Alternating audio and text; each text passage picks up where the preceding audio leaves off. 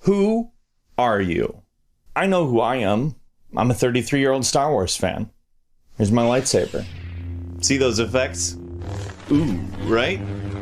Cool. You don't think this is cool? What? What is wrong with you? What is your problem? What do you have against just having fun? Why do you hate a community of people who just love something? Actually, you know what? What's your mailing address?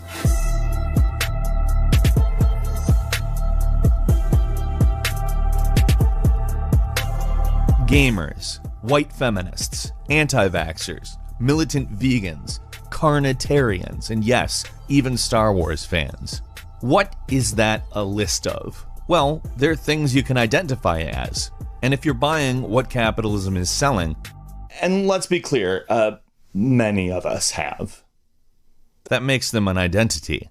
There's an overlapping of science and marketing called market research. Market research is the study of the consumer. That's us.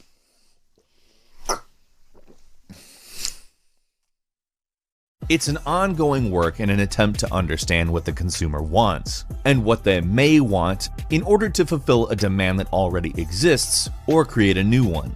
That list of things that somebody might identify as earlier is a list of consumer identities. Whoa.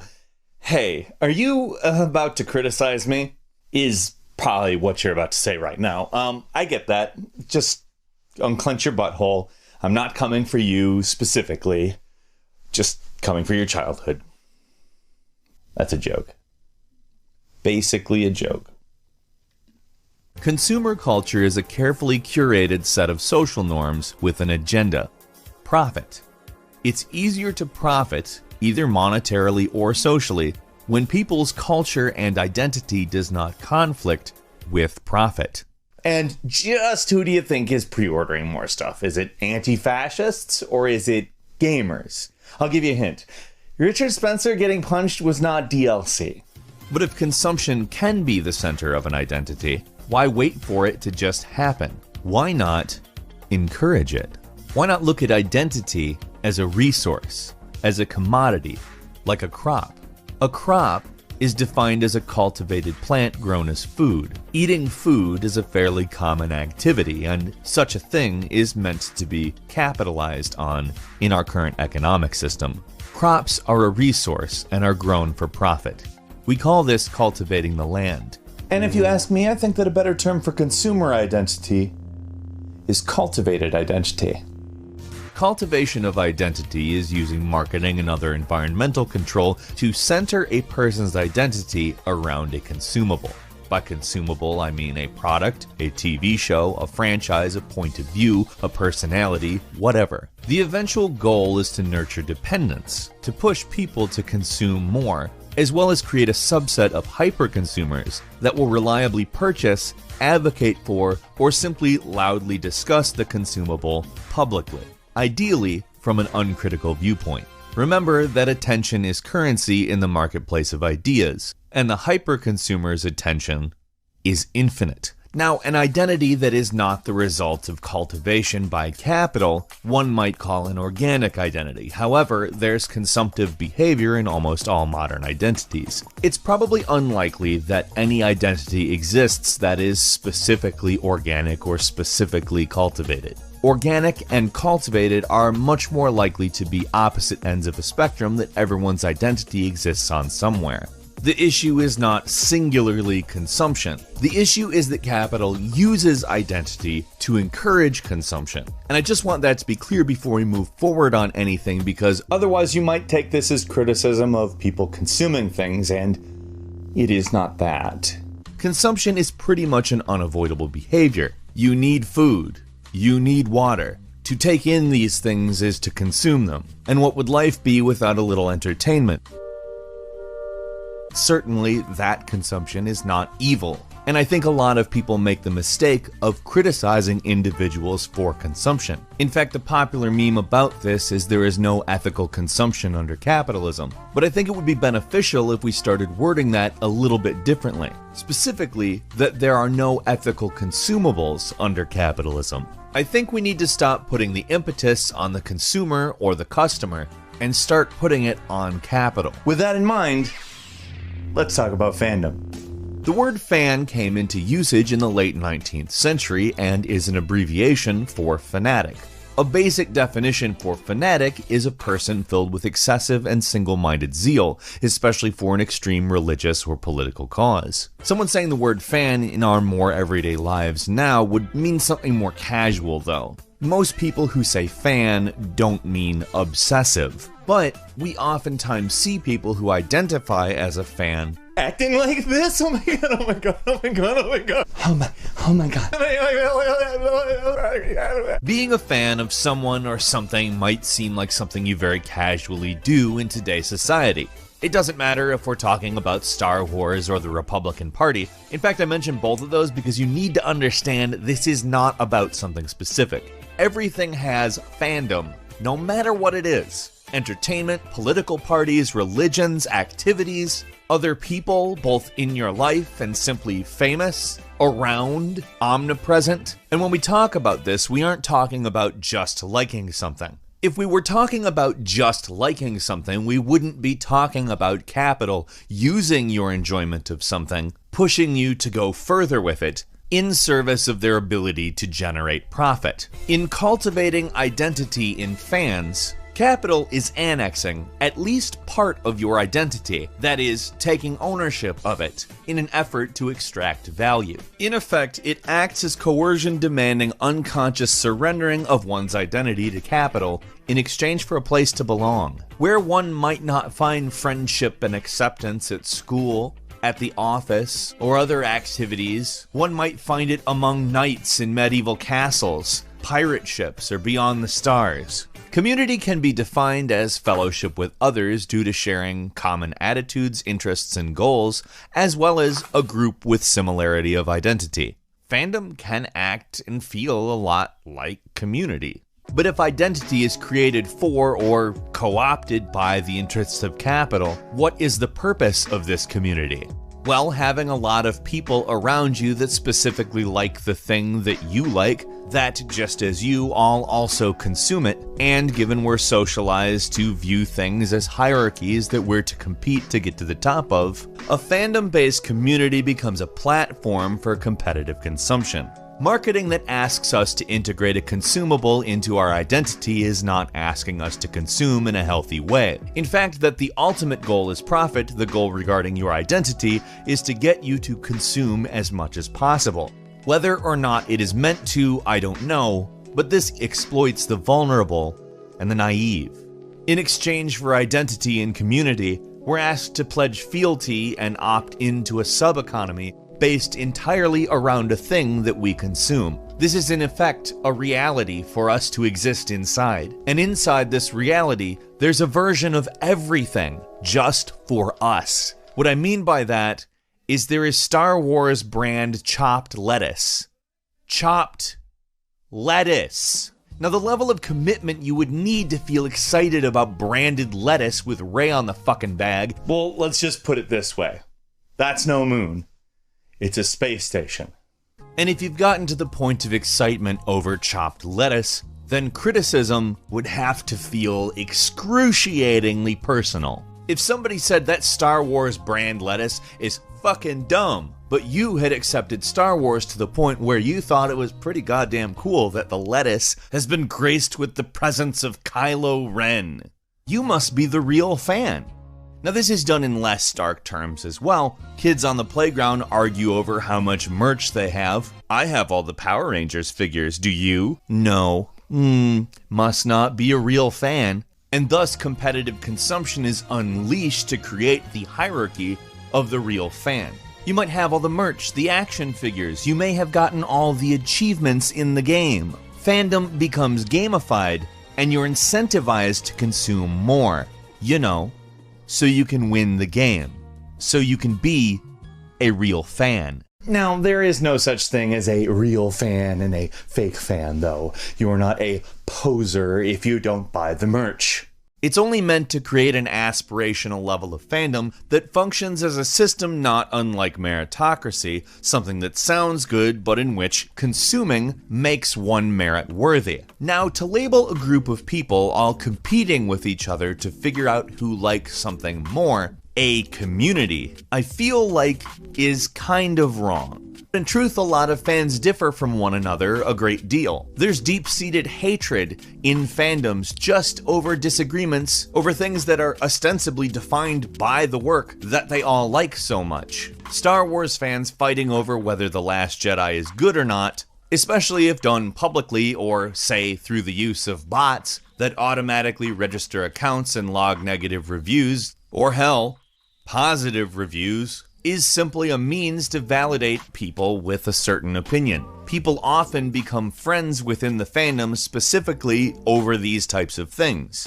And I'm certainly not telling you that you definitely do any of this stuff, but there are definitely people who do this kind of stuff. And there's definitely more of them than you think, and they're definitely acting in service of capital's interests. To have these arguments go on gets the consumable attention. And if the people who are seeking profit using the consumable understand what they're doing, it doesn't matter what that attention is. It just matters that they're getting it. The community generated in fandom is often more of a validation gang than a fellowship of the commons. Speaking in the logic of a community based entirely around the validation of individuals taking part, when a lot of people feel as though a thing is made specifically to validate them, and that other people they constantly interact with also believe this, whether competitive or not, eventually results in a perceived ownership.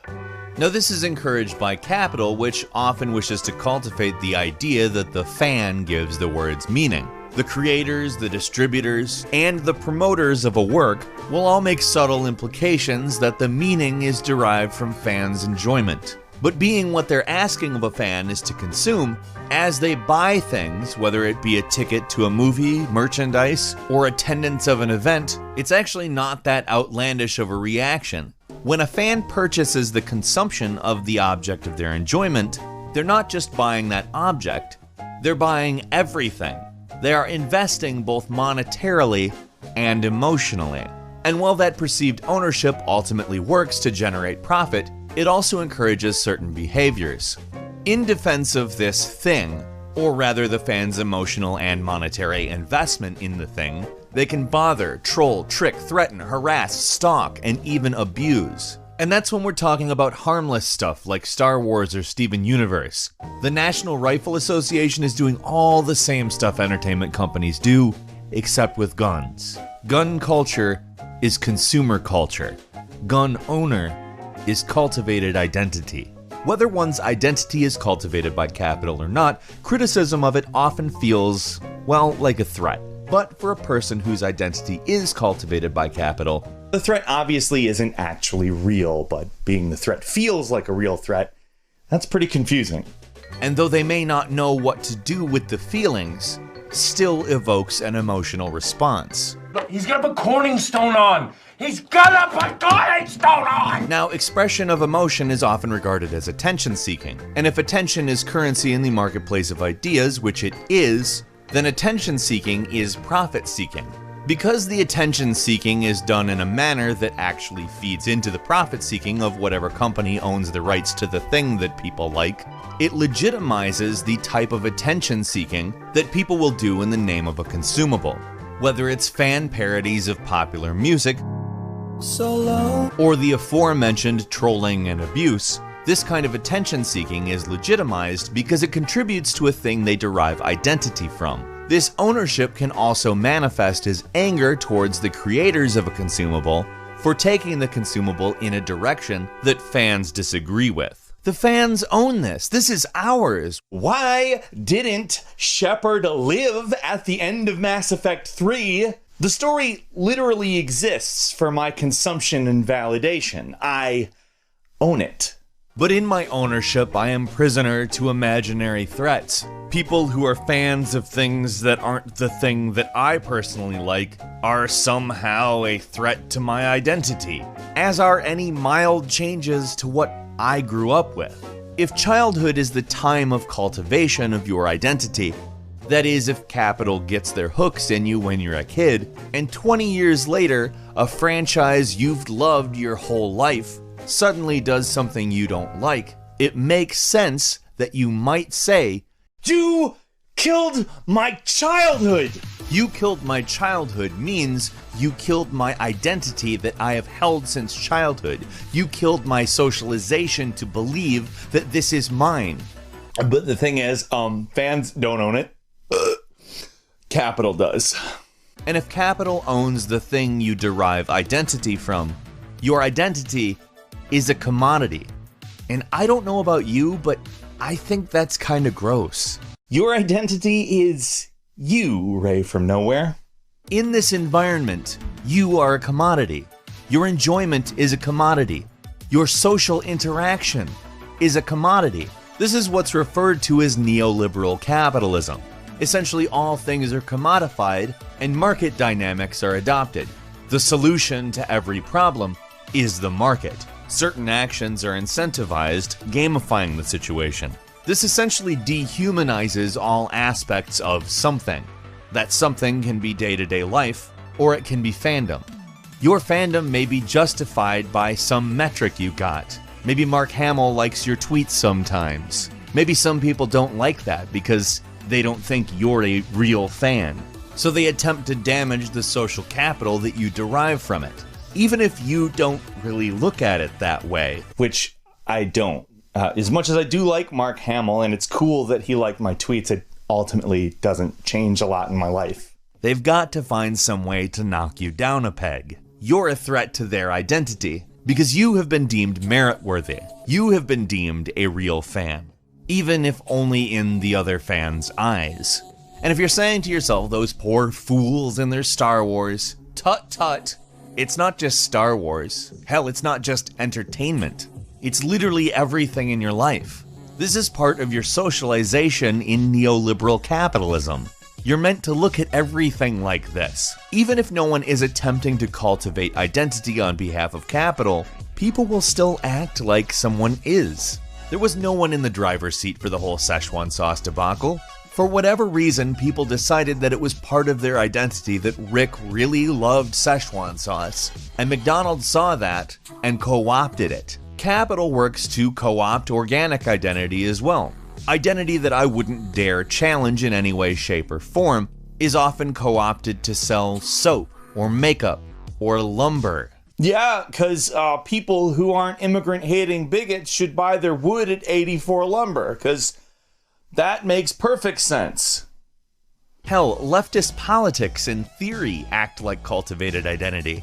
People will often find a specific type of leftist politics they agree with and begin to form that perceived ownership we were talking about. And they'll engage in the real fan dynamic of competitive consumption of leftist theory. You're not a real fan if you haven't read the manifesto. You're not a real fan if you haven't been bread-pilled. You're not a real fan if you haven't consumed this thing that I have consumed that makes me a real fan. Look at this anarchy shirt I'm wearing. See it? I don't care that I bought this at Hot Topic. It symbolizes what I care about. I have a "This is what a feminist looks like" t-shirt for a reason.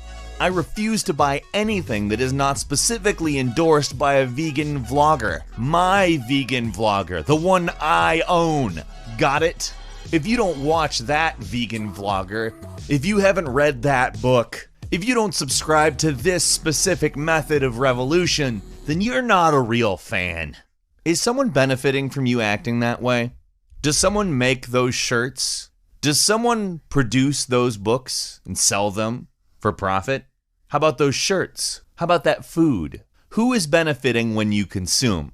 That's not me, though. My fandom is healthy. That fandom is toxic. I don't care if you're a teenager. You should try to take your own life if you draw characters wrong. Hashtag not all men. Hey now, that's no fedora. It's a trilby. It's a trilby. It's a trilby. It's a trilby! That is a trilby. It's a trilby. Look, I'm not going to tell you that you shouldn't become emotionally attached to or affected by art and media. I'm not going to sit here and say that you're the root of the problem, because you are not the root of the problem. You know, liking stuff, even a fair amount of the collecting and this, it's okay, it's normal, it's great even. Enjoy things, like things. Don't hold back. Be a person. But the world isn't just you or just me. There's an ever-persisting force that surrounds us and penetrates us. It's called capitalism. And it's creating an environment where your consumption is you. It's deeply embedded itself into your psyche and my psyche. Now, you and I didn't put it there. It's not our fault that we were born into a system that encourages this in the way it does. And it really isn't fair that it's up to us to do anything about it at all, but here we are.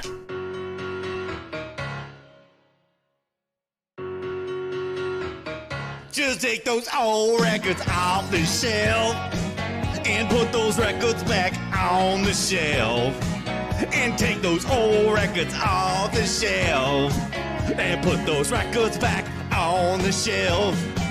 Don't try to take me to a disco. They just don't have my records or my shelf. They just don't have what gives me my sense of self. Physical items that I'd never sell. I'd also never take one out the sleeve. Their condition's too important to me. They're all tied up in my identity. So I keep them all on the shelf. I love that old-time consumable. That kind of item just is my soul. This is an effective means of control. And I'll be the first in line to see solo.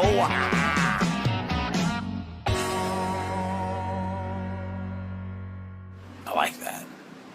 I really like that.